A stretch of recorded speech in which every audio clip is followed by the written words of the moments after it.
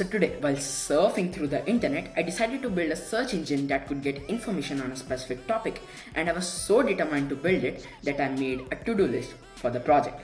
Have a quick look at this. So firstly, I will build a graphical user interface because I want my program to be interactive. Secondly, I will take input from the user, like what do you want to search, and then the user will type, oh, I want to search this, and this. Thirdly, I want to dig into the internet and find information on the topic that the user has searched about. Fourthly, I want to display the information that I have got on the screen. Fifth, I want to show an error message or any kind of message if the search doesn't exist on the internet.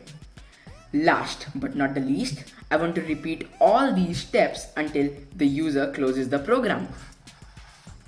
Now, since I had all the to-dos with me, I decided to use VS Code for this project and got started by setting up the environment.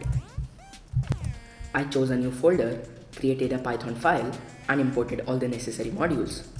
So, for creating the graphical user interface, I will be using the Easy GUI module. It is a very beginner-friendly and easy to use Python module that allows you to create awesome GUIs.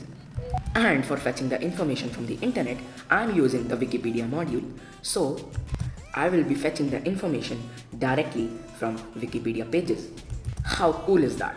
To build a graphical user interface, I chose a very cool title and added the text that is to be shown inside the GUI window. And created an input box using the Easy GUI module.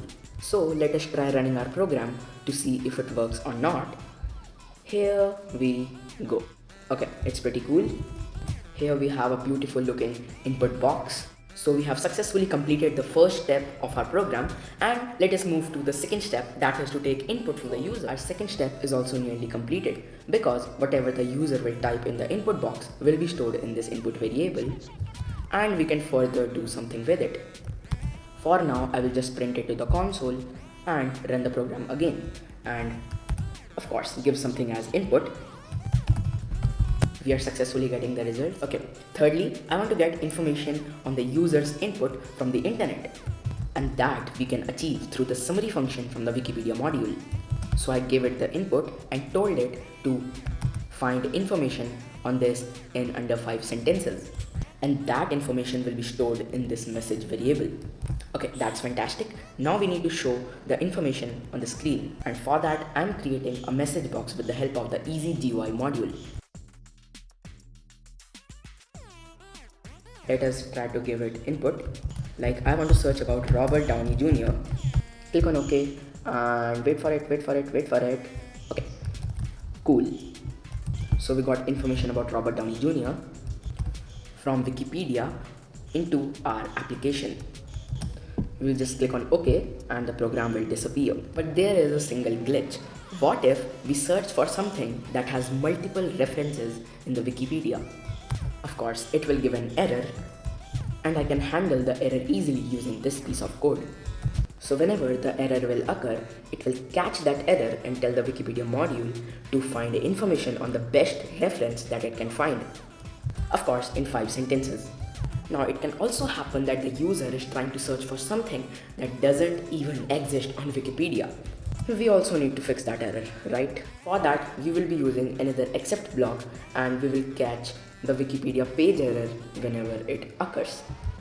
And if the error occurs, we will display a message. Okay, the life of this program is going pretty good till this point. If we will run the program again and we will try to search for something complete nonsense and see what it will give.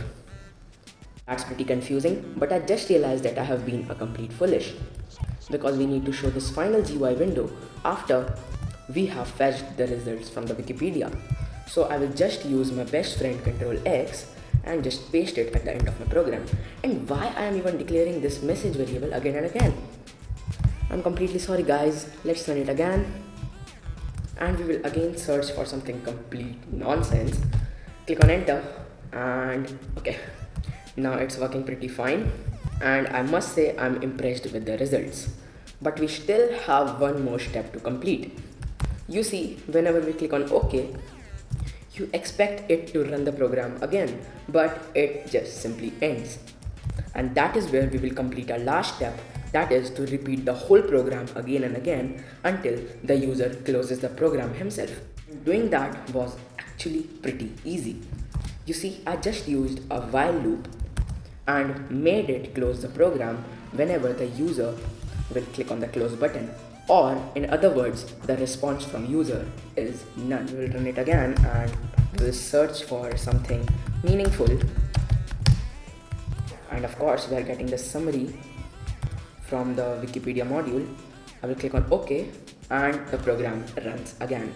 If I search again for something complete nonsense, firstly it will give me the error, and when I will close the program, it will simply terminate the task. So we have finally built our search engine and the end result is looking pretty good. Of course, we could have added much more features to it, but that is it for this video, guys. All those features and functions are due to Make It Real episode 3. In episode 3, we are gonna add much more features to our search engine, just like crypto price tracker, gold price tracker, URL shortener, and even an internet speed tester. So for all of that and more, stay tuned to Sense of Science, and thank you so much for watching Make It Real episode 2. If you like today's video, do not forget to hit that like and subscribe button, and I will see you in another video. Bye guys.